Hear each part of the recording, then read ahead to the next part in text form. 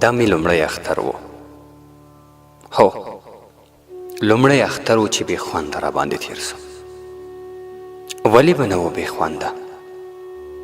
په دې خاطر هغه په دې خاطر چې مور ته مې پکې د اختر مبارکي ونه ویله.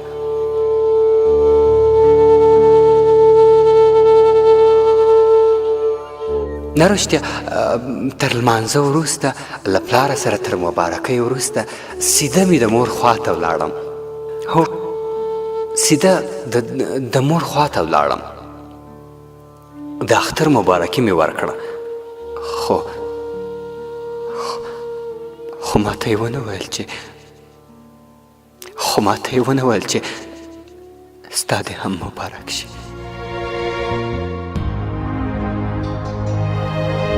وی نه ویل چې لوی سړی شي.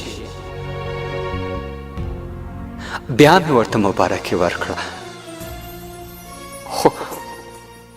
خو بیا یې هم څه ونه ویل. ترې را روان شوم. یو ځل بیا ور وګرځېدم. بیا مې مبارکي ورکړه.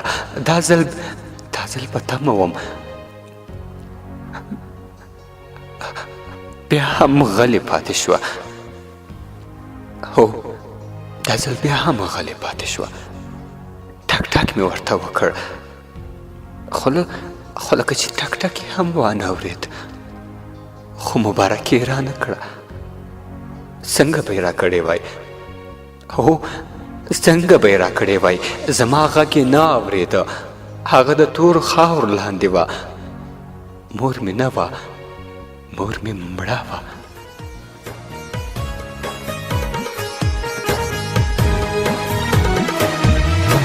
داسې وخت دی